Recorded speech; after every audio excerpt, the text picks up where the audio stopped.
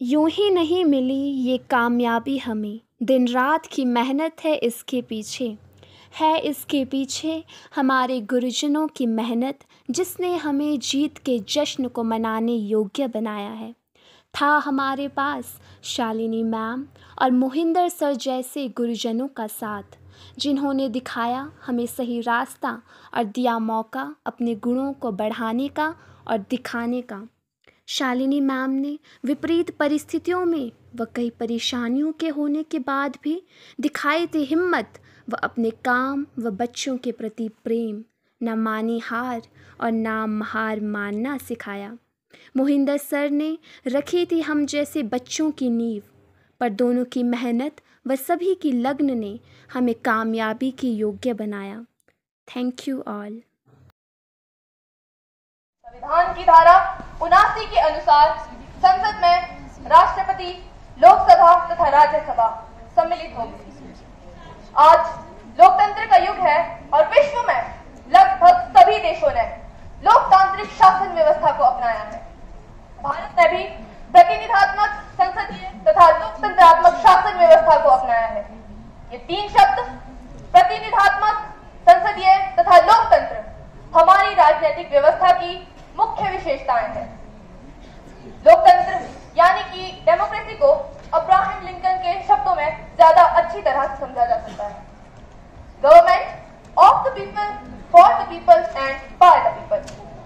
इन्हीं शब्दों को हमारे संविधान के द्वारा स्वरूप प्रदान किया गया है। हमारे संविधान की धारणा में लिखा गया है कि हम भारत के लोग इस संविधान को स्वीकार, अधिनियमित तथा समर्पित करते हैं। संविधान लोगों की प्रभुसत्ता की आईना एवं आवाज है। इससे कोई भी अछूता नहीं रहा है। जब कभी सभ्य समाज का आरंभ नहीं हुआ था तो एक महान दार्शनिक एरिस्टोटल ने कहा था, A man is like a political animal। क्योंकि हम सभी इस व्यवस्था का एक अंग है और भविष्य में हम सब में से ही कोई आगे चलकर इस व्यवस्था को संचालक बनेगा। तो हमारे लिए यह जानना अति आवश्यक हो जाता है कि संसदीय व्यवस्था कार्य कैसे करती है। युवा संसद का उद्देश्य भी यही है, लोकतंत्र की जड़ों को मजबूत करना तथा संसदीय व्यवस्था कार्य कैसे करती है उसके प्रति विद्यार्थियों को पूरी जानकारी देना। अब मैं युवा संसद के इस एक्ट को आरंभ करने के लिए आपसे अनुमति चाहती हूँ। धन्यवाद। माननीय सभासदों, माननीय अध्यक्ष महोदय,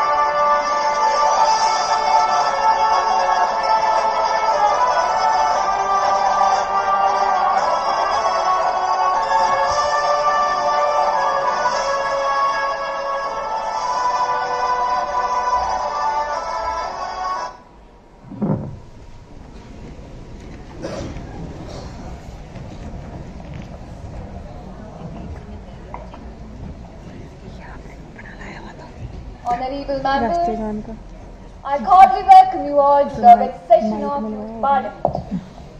Hope the session would be a very fruitful one as we set out deliberating the important matters concerning the nation. Today's first business is Secretary General. Yes, Madam Speaker. Constituency as Kumari Mahima Khan.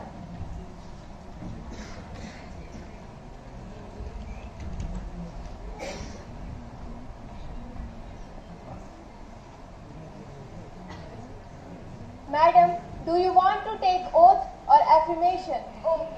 In which language would you like to take the oath? In Urdu, ma'am.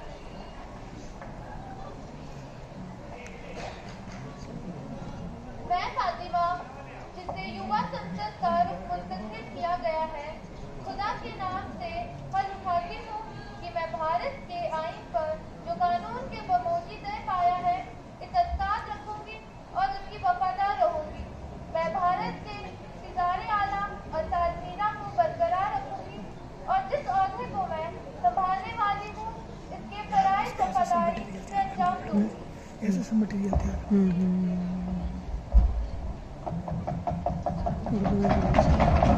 Urdu में बोला है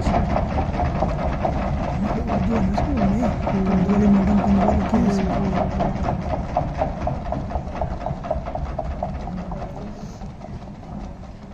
Prime Minister may introduce new minister to the house. I have pledged sign two pages कर दिए to the House my colleague, the new minister. Ms. Palak, Coal and Mine Minister, Labour. We now move to the question now. Question number 201, Miss Nikita, please.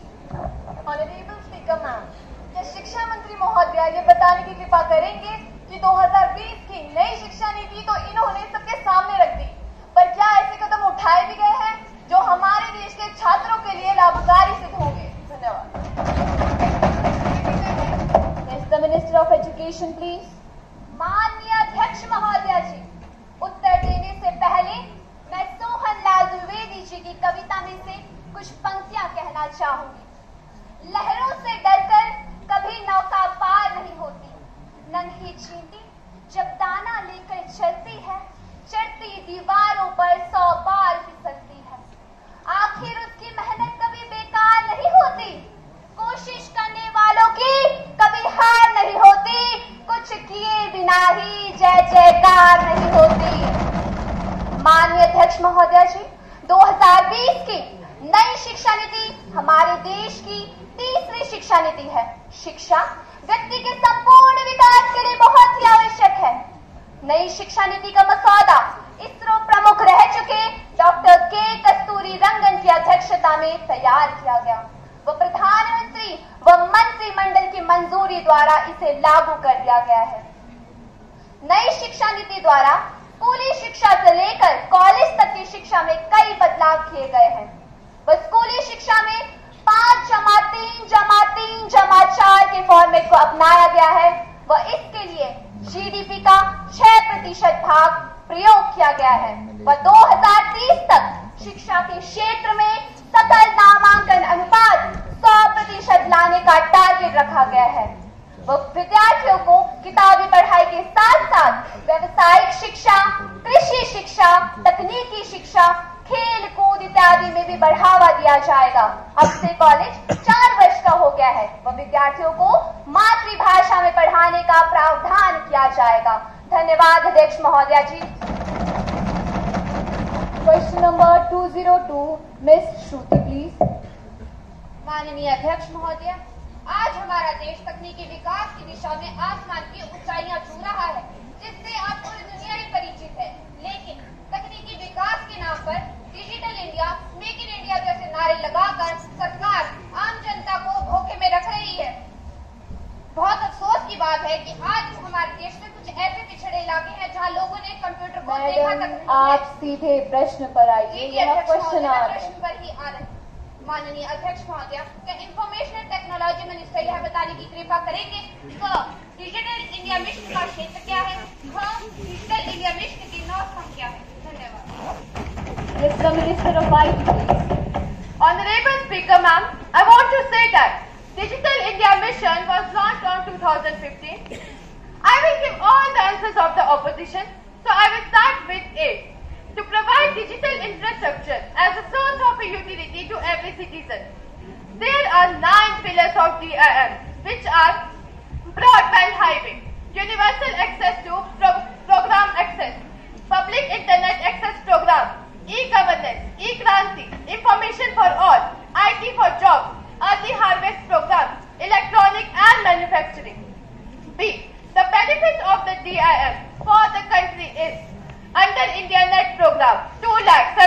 1,246 kilometers. Article Fiber Network has connected more than 1.15 lakh gram panchayats. Through computer and internet access, CSC, e-governance, e-school, e-hospital provide materials related to entertainment, other products and private sectors. About 12,000 home branches in a rural area electronically have been linked to TI Plan 2025 to GDP Plan 2026 trial and has extended to. Adhyaksh Mahodaya, now I want to say some few words of Robert Frost. I have miles to go before I sleep. I have miles to go before I sleep. माननीय अध्यक्ष महोदया, हमारे देश में शक्ति से सशक्तिकरण ही हमारा आदर्श वाक्य है। धन्यवाद अध्यक्ष महोदया। Question number 203 Kumari Aradhana please. माननीय अध्यक्ष महोदय, अभी आपके और भी आ रहे माननीय प्रधानमंत्री जी, कितने मैं जानना चाहती हूँ वाले, कि प्रेस बीते वाले, वर्षों में सरकार द्वारा कुछ कार्य किए भी गए हैं या इसलिए सिर्फ कम किए ना, पहले हमारा 30 मिनट का था ना, तो यहाँ इन्होंने कर दिया 50 का, हमारा 30 में ज्यादा हो रहा था, तो अध्यक्ष महोदया जी, सरकार द्वारा जो कदम उठाए गए हैं उन्हें मैं सदन में रखना चाहूंगी। अध्यक्ष महोदया जी, हमने लगभग 16 केंद्रीय योजनाएं आरंभ की है जिससे देश के हर वर्ग को लाभ मिलता है। किसान निधि योजना से हमारे देश में 10 करोड़ से अधिक किसान लाभान्वित हुए हैं। डीबीटी योजना में अब तक 15.42 करोड़ लोग जोड़े जा चुके हैं, जिसके तहत पैसा सीधा गरीब के खाते में जा रहा है। जनधन खाता योजना में अब तक 21.81 करोड़ लोगों के खाते खोले जा चुके हैं। बात करें उज्ज्वला योजना की, उज्ज्वला योजना में अब तक 9 करोड़ से अधिक महिलाओं को फ्री एलपीजी कनेक्शन दिए जा चुके हैं। पेंशन योजना में हमारे भारत के 26,34,934 लोग जोड़े जा चुके हैं। अध्यक्ष महोदया जी, हमारी सरकार ने बड़े साहसिक कार्य करके एक मिसाल कायम की है। वो चाहे जम्मू कश्मीर में धारा 370 को हटाना हो, air strike, surgical strike, CAA, NRC, आजादी का अमृत महोत्सव तथा हर घर अभियान चलाकर पूरे देश को एक सूत्र में संगठित कर विश्व को एक संदेश दिया है। धन्यवाद अध्यक्ष महोदय। Any supplementary questions? Yes, Ms. Aradhana. अध्यक्ष महोदय, मुझे इनके आजादी के अमृत महोत्सव का औचित्य समझ नहीं आया। कृपया प्रधानमंत्री जी, आप यह बताने की कृपा करेंगे। Honorable Prime Minister, please. अध्यक्ष महोदया जी, जैसा कि हम सब जानते ही हैं कि 15 अगस्त 1947 को हमारे देश को आजादी मिली, लेकिन 12 मार्च 1930 को साबरमती आश्रम से देश के स्वाभिमान तथा अलग को जगाने के लिए दांडी यात्रा शुरू की गई। 2021 में नमक सत्याग्रह के 91 साल पूरे होने पर तथा आजादी के 75 साल के उपलक्ष्य पर 12 मार्च 2021 को आजादी के अमृत महोत्सव की शुरुआत गुजरात के साबरमती से की गई। इस अभियान के तहत एक पदयात्रा आरंभ की गई जिसका नाम फ्रीडम मार्च रखा गया। फ्रीडम मार्च के एक ग्रुप में 80 लोगों ने भाग लिया। इसका उद्देश्य बड़ा ही स्पष्ट है, लोगों में देशभक्ति की भावना भरना तथा सरकार ने 259 सदस्यों की एक उच्च स्तरीय राष्ट्रीय समिति का गठन भी किया। इसी के अधीन 13 अगस्त से 15 अगस्त तक हर घर तिरंगा फहराया गया। विपक्षी मित्र, मैं आपको ये भी बता दूं कि ये अभियान 15 अगस्त 2023 तक चलेगा। यह एक ऐसा पर्व है जिसमें भारत ने आत्मनिर्भर होने का संकल्प लिया है तथा वोकल फॉर लोकल को भी इसके अधीन बढ़ावा दिया जाएगा। अध्यक्ष महोदया जी, आजादी का ये अमृत महोत्सव उन भारतीय लोगों को समर्पित है जिन्होंने न केवल देश की लंबी विकासवादी योजना में अपनी भूमिका निभाई है, बल्कि गुलामी की जंजीरों से उभरे भारत को एक महान भारत बनाया है। अध्यक्ष महोदया जी, सरकार द्वारा उठाए गए इन्हीं कदमों के कारण आज न केवल देश की सीमाएं सुरक्षित हुई है, बल्कि देशवासियों में आत्मसम्मान बढ़ा है। आज देश आंख झुकाकर नहीं बल्कि आंख मिलाकर बात करता है। हमारा एक ही मंत्र है, वो है हम सबका प्रयास। सब जुड़े, सब जुटे, सब बढ़े। इसी भाव से हम काम करते हैं और आगे भी करना है। धन्यवाद अध्यक्ष महोदया। No more supplementary questions, please. Question number 204, Ms. Bhanupriya, please. माननीय अध्यक्ष महोदया, શું बात છે? लगता है कि मंत्री जी ने तभी तो हमारे वीरों के लिए अग्निवीर का तोहफा लाया। चिंताजनक इस 4 साल की छोटी नौकरी में कितने अग्निवीरों को शामिल किया जाएगा, प्रशिक्षित किया जाएगा और फिर छुट्टी दे दी जाएगी। धन्यवाद अध्यक्ष महोदया। Mr. Minister of Home Affairs, please. माननीय अध्यक्ष अध्यक्ष महोदया, मैं अपने विपक्षी मित्र से आग्रह करती हूँ कि कृपया ऐसे संवेदनशील मुद्दों को बेवजह उछालकर अपनी राजनीतिक रोटियां ना सेकें। अध्यक्ष महोदया, ये वो भारत देश है जिसके बारे में हमारे पूर्व प्रधानमंत्री जी ने कहा था कि भारत कोई भूमि का टुकड़ा नहीं है, ये एक जीता जागता राष्ट्र पुरुष है। पर पूर्व प्रधानमंत्री जी ने कहा था, ये वंदन की धरती है, अभिनंदन की धरती है, ये अर्पण की भूमि है, ये तर्पण की भूमि है, इसकी नदी नदी हमारे लिए गंगा है, इसका कंकड़ कंकड़ हमारे लिए शंकर है। हम जिएंगे तो इस भारत के लिए और मरेंगे तो इस भारत के लिए, और मरने के बाद भी गंगा जल में बहती हुई हमारी अस्थियों को कोई कान लगाकर सुनेगा तो एक ही आवाज आएगी, भारत माता की जय। अध्यक्ष महोदया, मैं सदन को यह बताना चाहती हूँ कि अग्निवीर योजना की घोषणा 14 जून 2022 को की गई। अग्निवीर योजना युवाओं के लिए एक प्रकार की स्कीम है जिसके द्वारा युवाओं को नौसेना, थल सेना, वायुसेना में सेवा देने का अवसर मिलेगा। 4 साल बाद चुने हुए जवानों में से 25% को नियमित किया जाएगा और बाकी लोगों को सेवानिवृत्त कर दिया जाएगा। यह योजना देश के 17.5 वर्ष से 23 वर्ष के नौजवानों के लिए है। इस योजना के तहत उन्हें अच्छे सैनिक बनने के साथ साथ अन्य कई लाभ भी मिलेंगे। उन्हें प्रथम वर्ष में 30,000, दूसरे वर्ष में 33,000, तीसरे वर्ष में 36,500 और अंतिम वर्ष में 40,000 रुपए प्रति माह वेतन मिलेगा।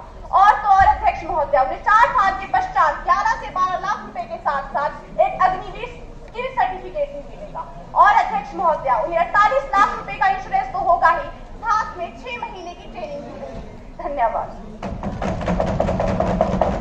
No more questions, please. The question hour is over. 0 hour. Miss Ishita, please. अध्यक्ष महोदय, धन्यवाद, आपने मुझे अपनी बात रखने का मौका दिया।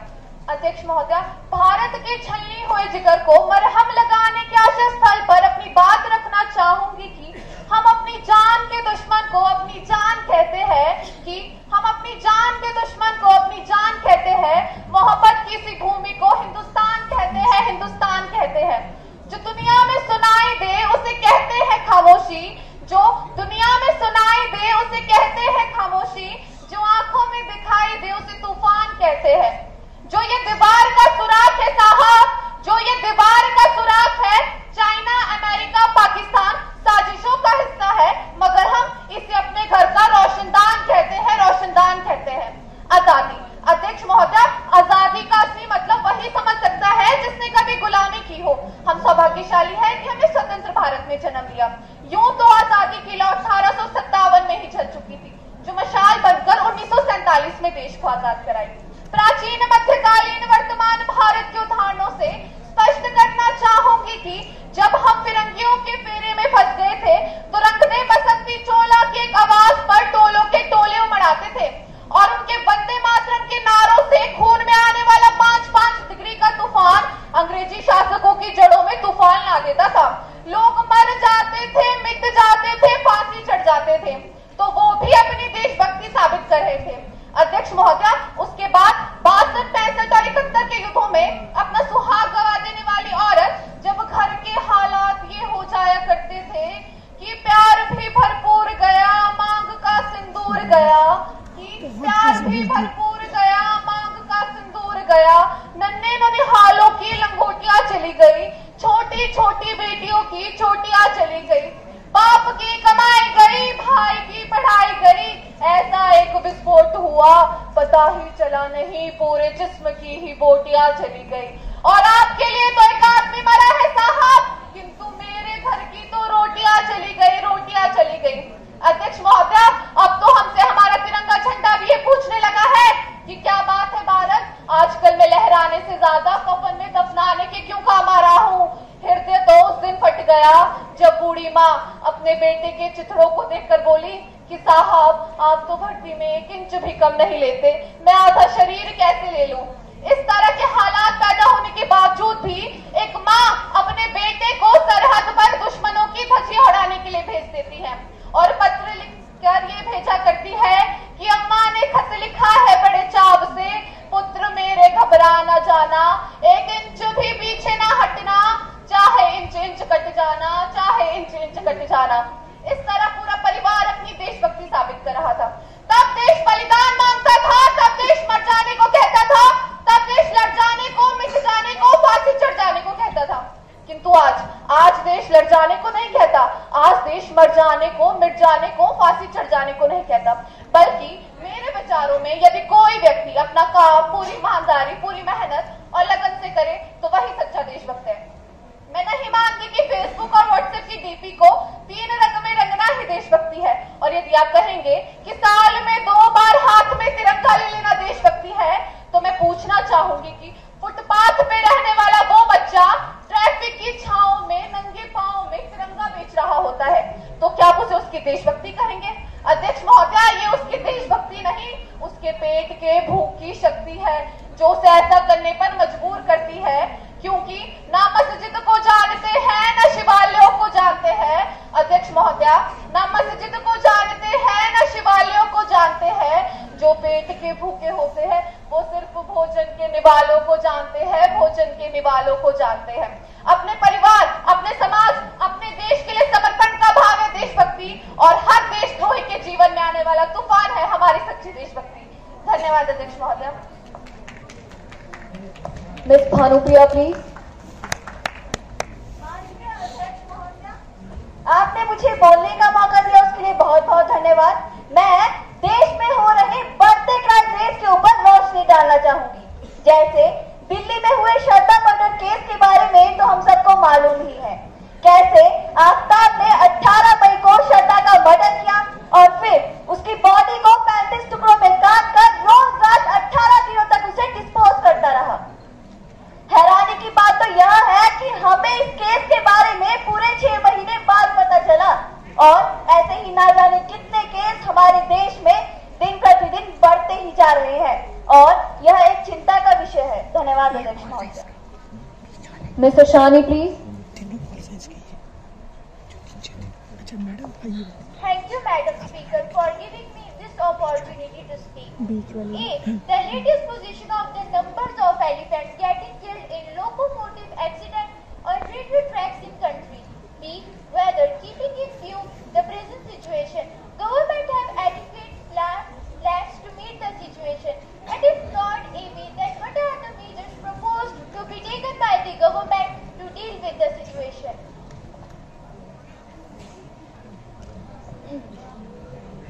Short duration discussion under Rule 193. Ms. Bhanupriya, please. माननीय अध्यक्ष महोदय, मैं क्वेश्चन आवर में हुई चर्चा के अनुसार आपके माध्यम से शिक्षा मंत्री जी से यह जानना चाहती हूँ कि न्यू एजुकेशन पॉलिसी में हमें लगता है कि मातृभाषा को शुरू करना एक समस्या है, अपितु न्यू एजुकेशन पॉलिसी में संस्कृत भाषा को इतना अधिक महत्व क्यों दिया जा रहा है? क्या इसके पीछे इनकी कोई खास मंशा है? धन्यवाद अध्यक्ष महोदय। Yes, the Minister of Education, please. माननीय अध्यक्ष महोदय जी, शायद यहाँ पर बैठे अधिकतर लोगों को मालूम होगा कि संस्कृत विश्व की सबसे वैज्ञानिक भाषा है। जब दुनिया में टॉकिंग कंप्यूटर बनाने की बात चली तो प्रश्न उठा कि कौन सी भाषा इसके लिए चुनी जाएगी, क्योंकि कंप्यूटर का अपना कोई विवेक नहीं होता। जो हम बोलते हैं वही वह लिखता है, और जो लिखा जाता है वही तो पढ़ा जाता है। अध्यक्ष महोदय, भाषा व्याकरण की दृष्टि से वैज्ञानिक होनी चाहिए और ध्वनि की दृष्टि से भी। अध्यक्ष महोदय, आज मैं गर्व से अपना सिर ऊंचा करके कह सकती हूँ कि विश्व की तमाम भाषाओं की समीक्षा करने के बाद जिस भाषा को टॉकिंग कंप्यूटर के लिए उपयुक्त पाया गया वह संस्कृत है। अध्यक्ष महोदय, अंग्रेजी का एक उदाहरण पेश करती हूँ जिसमें हम KNOW को नो पढ़ते हैं और NO को भी नो पढ़ते हैं। अगर मैं उस कंप्यूटर से कहूँ I know this, तो वह लिखेगा INO, I know this। परंतु मेरा तात्पर्य इस वाले नो से नहीं था। वो विवेकहीन कंप्यूटर कैसे समझेगा इस बात को? अध्यक्ष महोदय, संस्कृत भाषा में ऐसा नहीं होता। संस्कृत में जो बोला जाता है वही लिखा जाता है, और जो लिखा जाता है वही पढ़ा जाता है। माननीय अध्यक्ष महोदय, संस्कृत भाषा में शब्दों का भंडार है जिसे प्रत्येक रचनाकार अपने व्यक्तित्व के अनुसार चुन सकता है। अध्यक्ष महोदय, एक प्रसंग है रामायण का जिसमें भगवान श्री राम लंकेश पर विजय प्राप्त करने के लिए लंका जाते हैं। वह भगवान शंकर की आराधना करते हैं। वह जो स्तुति करते हैं उसे रामचरितमानस में रुद्राष्टकम के नाम से समाविष्ट किया गया है। शब्द कुछ इस प्रकार से है, नमामि शमिशान निर्वाण रूपम विभुम व्यापकम ब्रह्मा वेद स्वरूपम निजम निर्गुणम निर्विकल्पम निर्हीम चिताकाश महाकाश वासम भजे हम।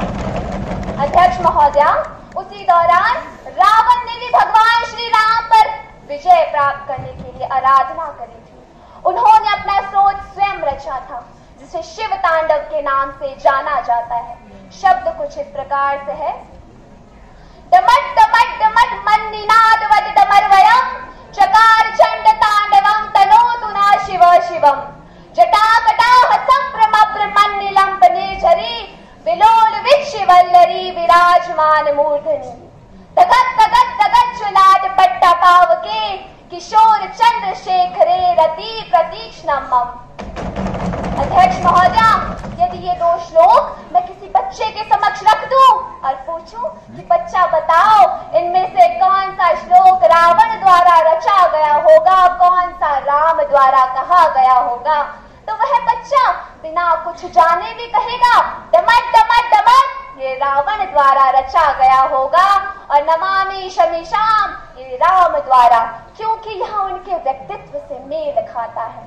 अध्यक्ष महोदया, भाषा का कोई रंग नहीं होता, कोई मजहब नहीं होता, हमें तो सिर्फ अपने देश के हित को देखना है।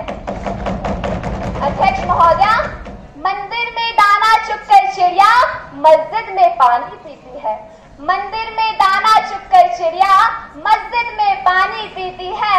मैंने सुना है राधा की चुनरी कोई सलमा बेगम सीती है। एक रफी था महफिल में रघुपति राघव गाता था, एक प्रेमचंद जो बच्चों को ईदगाह सुनाता था। धन्यवाद अध्यक्ष महोदया। No confidence motion. Speaker ma'am, आज देश अस्थिरता के भंवर में धंसता जा रहा है। बेरोजगारी, महंगाई, राजनीतिक अस्थिरता लड़खड़ाती अर्थव्यवस्था से जूझ रहा है और देश में चारों ओर माहौल अशांत होता जा रहा है। इसकी जिम्मेदारी सरकार की है। हम मानते हैं कि सरकार की जन विरोधी योजनाएं और सरकार की निष्क्रियता इन सब चीजों के लिए जिम्मेदार है। हमारे संपर्क में सभी विपक्षी नेता हैं। अध्यक्ष महोदया, हमने पिछले सप्ताह ही आपसे आग्रह किया था कि हम सरकार के विरुद्ध अविश्वास प्रस्ताव लाना चाहते हैं, क्योंकि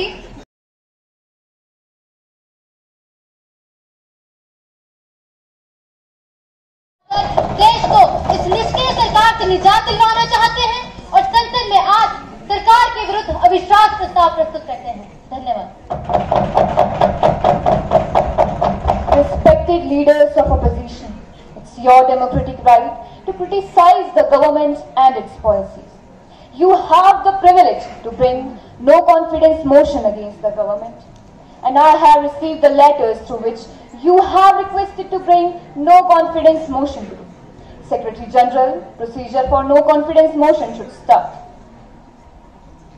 Yes, Madam Speaker.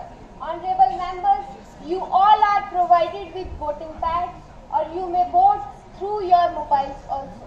If you are using voting pads, please press red button if you favor no confidence motion. Press green button if you are not favoring no confidence motion or favor the government. Press yellow button if you want to be a neutral. Your time starts now.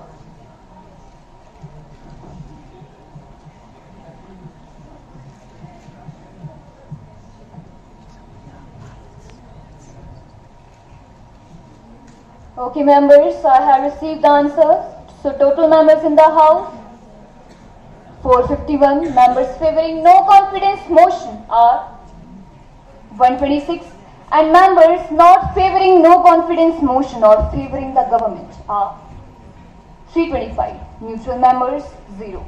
So no confidence motion is dropped. The विश्वास प्रस्ताव असफल रहा था। सरकार देश का नेतृत्व जारी रखेगी।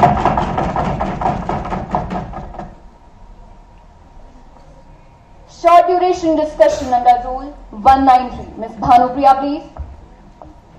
अध्यक्ष महोदया, मेरा मानना है कि सोशल मीडिया का वर्तमान प्रचलन हमारे देश के युवा पीढ़ी के भविष्य को नकारात्मक दिशा दे रहा है। भारत में बढ़ रहा क्राइम रेट इस बात की पुष्टि करे। धन्यवाद अध्यक्ष महोदय। Yes, the minister, please. आदरणीय अध्यक्ष महोदय, परिवार कैसे बिगड़ते रहे हैं, युवा किस कदर बिगड़ते रहे हैं। जब देखती हूँ कि संवेदनाएं संवेदनहीनता में बदल रही है, दुख होता है साहब जब संस्कारों की अर्थियां निकल रही होती है।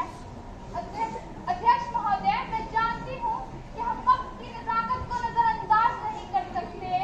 हम भविष्य है विश्व की तकनीक से पिछड़ नहीं सकते। भूगोल से खगोल तक देश का परचम लहरा रहा है। हमारी नजरों से देखो सुखद सवेरा आ रहा है। अब दूरियों को दरकिनार कर दो, खामियों को जहर से बाहर कर दो, नई इबादत लिखेंगे ये दाव कर दो। नजर न सही बस नजरिए में बदलाव कर दो, बस नजरिए में बदलाव कर दो। आदरणीय अध्यक्ष महोदय, सोशल मीडिया वह माध्यम है जो आम आदमी को राजनीति से लेकर बीती तक, सिनेमा से लेकर साहित्य तक और देश से लेकर विदेश तक की खबरों का साझेदार बनाया है। फिर या तो मेरे विपक्षी मित्र को ये विषय समझ नहीं आ रहा है या समझना ही नहीं चाह रहे हैं। अजी हकीकत तो ये है कि हर चीज जानने से पहले ऑनलाइन आना जरूरी है। जो तकनीक हमें स्टडी मटेरियल उपलब्ध करवाती है, जो तकनीक हमें एग्जाम के फॉर्म भरवाती है, जो तकनीक हमारे घर को एक क्लासरूम तक बनवा सकती है, मैं पूछती हूँ अपने विपक्षी साथी से वो तकनीक भला हमें कैसे नकारात्मक दिशा की ओर लेके जा सकती है। महोदय, शक्ल अपनी शाह शीशा तो कोई खोटा खरा ना देखा कि महोदय, शक्ल अपनी ही शाह शीशा तो कोई खोटा खरा ना देखा। कंठ अपना ही बेसुरा साच तो कोई सुरा बेसुरा ना देखा।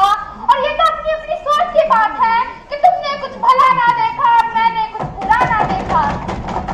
जी हाँ अध्यक्ष महोदय, ये चंद पंक्तियां मेरे पक्षों द्वारा किए गए हर सवाल का जवाब दे रही है। मैं मानती हूँ कुछ लोग सोशल मीडिया का गलत इस्तेमाल कर रहे हैं। सोशल मीडिया के माध्यम से आतंकवादी गतिविधियों से लेकर युवाओं को बहकाने तक का काम कर रहे हैं। परंतु अध्यक्ष महोदय, समाज के कुछ कांटों को निकालने के लिए भला पूरे वृक्ष को काट देना कैसे उचित है। मैं मानती हूँ अध्यक्ष महोदय कि जो किसान अपने आकाश में बादल और अपनी खेती की जमीन को देखते देखते पूरी उम्र निकाल देता था, आज वो सोशल मीडिया के माध्यम से सरकार की हर योजनाओं का लाभ उठा रहा है।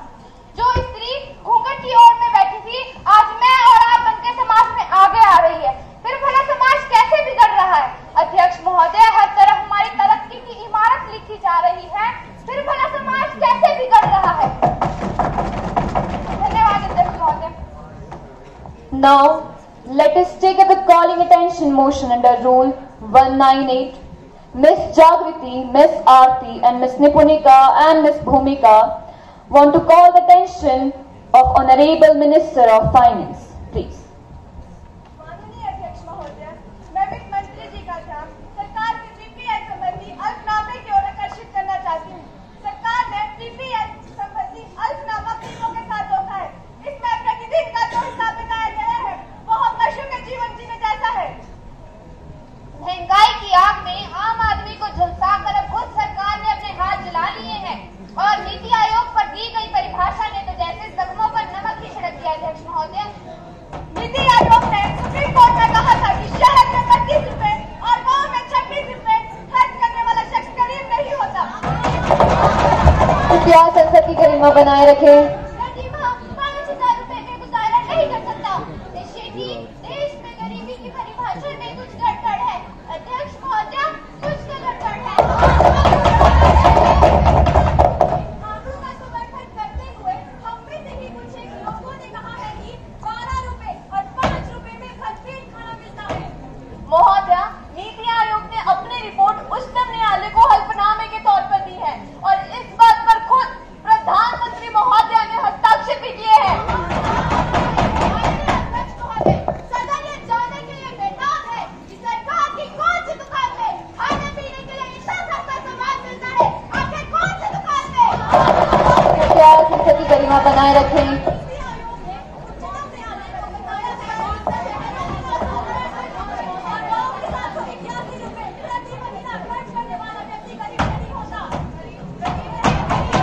Yes, the minister. Sir, please.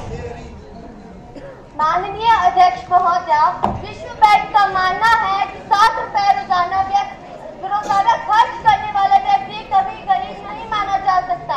सरकार द्वारा विश्व में नीति आयोग की कृपया संसद की गरिमा बनाए रखें। कृपया संसद की गरिमा बनाए रखें। Please maintain the decorum of the house.